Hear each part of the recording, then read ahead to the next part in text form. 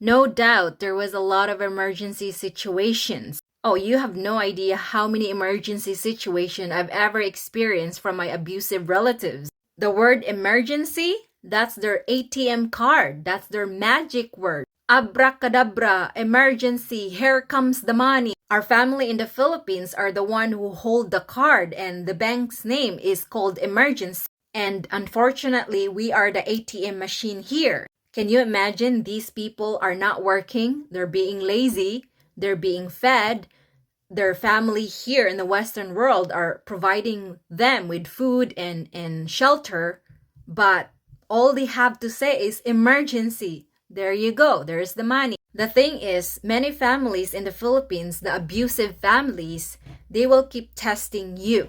They will keep using words to manipulate you in order for you to give money. And the more they manipulate you, the more they guilt trip you, the more you give or send money. And these people figured out a way of really how to squeeze your juice. They realized that when they use the word emergency, even worse, they exaggerate the word emergency. Oh my God, your brother or sister or your niece or your dad, have a cough. It might be bad. It might be grabe.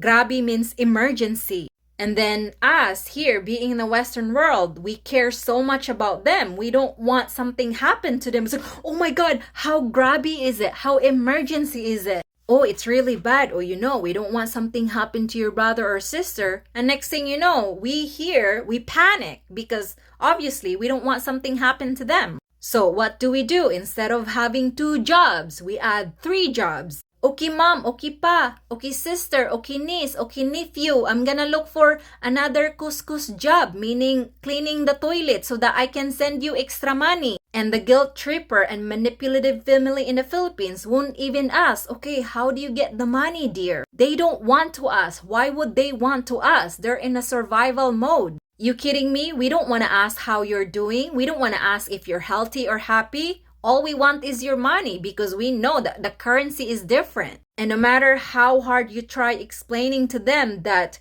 the life in the Western world can be stressful and challenging, they don't want to believe that because they're selfish and they don't want to know what your life is all about in the Western world because as far as they know, you're living in a lavish world and you're making dollars and they're making 0 peso. And then they will tell you, wow, you're so madamot or you're so selfish with your money. You're the one who's making dollars and the currency is 10 times more. So you know what I mean? They always think about dollars. They always have calculator with them thinking that, wow, dollars is way more in the Philippines. Maybe for her is a little bit, but for us is a lot.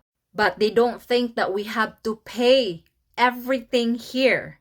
Everything. And part of the reason why there's a lot of abusive families in the Philippines existed is because part of it is us too. Because we are tolerating their bad attitude and we forgive and accept it. And would this abusive family in the Philippines would ever stop? Of course, yes. They would only stop if we teach them a good lesson, but we don't want to teach them a good lesson. That's the problem. So part of it really, the reason why this abusive family keep existing is because we're creating them. And that is why we need to stop acting like a victim. Oh, poor me, my family will never stop. No, you need to stop. I promise you, you need to stop.